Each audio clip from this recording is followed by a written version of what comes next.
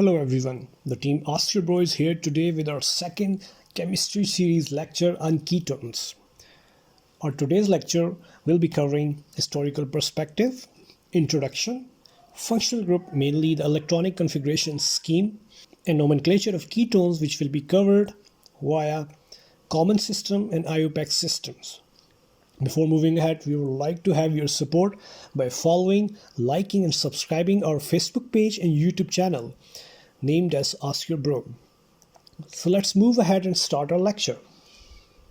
The term ketone was first introduced in 1848 by a German scientist, Leopold Gamelin. This word is derived from a German word acetone, which was anciently used for acetone.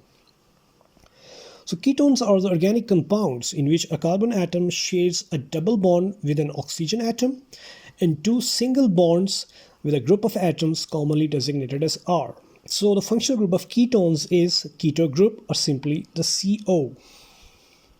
As well as humans are concerned, in our body, our liver produces ketones for turning sugar or glucose into an energy when we do not have enough insulin in our body. So moving ahead towards the nomenclature. Number one, the common system. We'll be having a certain set of rules in this system, which are: firstly, specify alkyl groups attached to the keto group's carbon atom. Then add a suffix ketone in the end. In case of symmetrical ketones, a prefix dia is used before the compound's name. Let's have an example to understand these rules. So this is an example. This is a ketone. So as per the rules, we are going to name firstly the alkyl groups attached to the main keto group. Here we have a keto group and then we have one methyl at this side and one methyl at this side. And as you can see that we have similar alkyl groups on both sides of keto group. So this is a symmetrical ketone and we are going to name it as dimethyl ketone. Two methyls and a ketone. Rule number 4. For unsymmetrical ketones, alphabetical order is followed. For example, if we have this compound, this ketone, as we can see, we have keto group over here and a methyl at this side and an ethyl group at this side.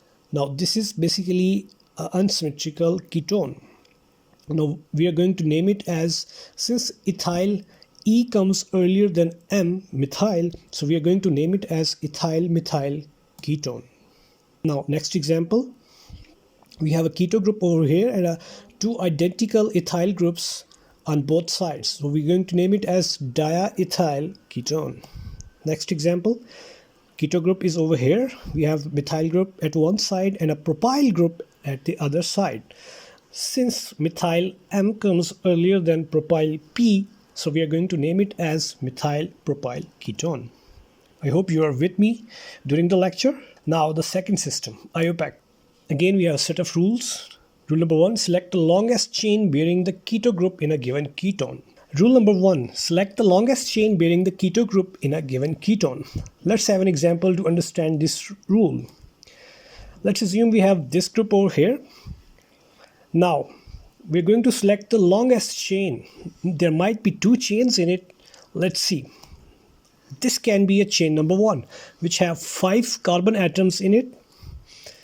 And this is the second chain, but again it has 5 carbon atoms in it. So both of these chains are okay since these chains satisfy the rule number 1. So both of them can be selected for naming this compound. Next example, here we have a keto group. Let's see how many chains are possible in this group. The chain number 1, this chain includes the 6 carbon atoms. You can count them. The second chain, this chain has 5 carbon atoms. So as per the rule, we are going with the 6 carbon atom chain, which is this one. Now the rule number 2. Number the chain in a way that keto group's carbon atom is at the lowest number. Let's take an example. We have the same previous compound. We have selected this chain in the rule number 1's example. Now we are going to number the carbon atoms. There might be two configurations, either from left to right or right to left. Configuration number 1, right to left, in which the keto group's carbon is at position number 4. The second configuration, the carbon is at position number 2. So we are going with the second configuration since in this configuration, the keto group's carbon is at the lowest number. Next example, the same previous compound, we have selected this chain. Again, we'll be having two possible numbering configurations, this one and this one, but we are going with the top one because the carbon is at position number 3, lowest number. Now there are a few more rules, which are: name the branched substituent if any as per the number of parent carbon atom, mention the keto group's carbon atom number, and lastly replace E of corresponding alkane with ONE1 in the final nomenclature. Again, we are going to have few examples to understand these rules. The same previous compound, we have selected the chain, we have numbered the carbon atoms. Now we can see we have one methyl group as a substituent at position number 4 and the ketone group is at position number 2. So as per the rules, this compound will have a name of 4-methyl-2-pentanone because the chain has 5 carbon atoms. Example number 2, the same previous compound, we have selected the chain as well as numbering has also been done. So we can see we have one methyl group at position number 4 and the ketone group is at position number 3. So the name for this compound will be 4-methyl-3-hexanone. Next example, the keto group is at position number 2, so the name for this compound will be 2-butanone since the chain contains 4 carbon atoms.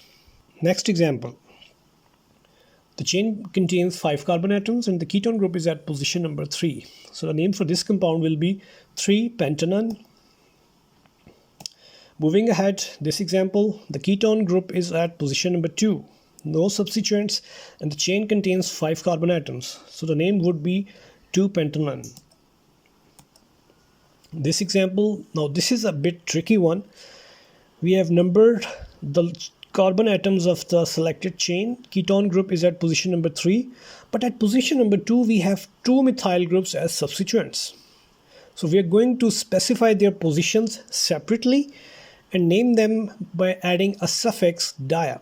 So the name would be 2,2-dimethyl-3-hexanone. And lastly, this example, we have numbered the longest chain carbon atoms. Ketone is at position number 3 and we have one methyl group as a substituent at position number 5. So the name would be 5-methyl-3-heptanone.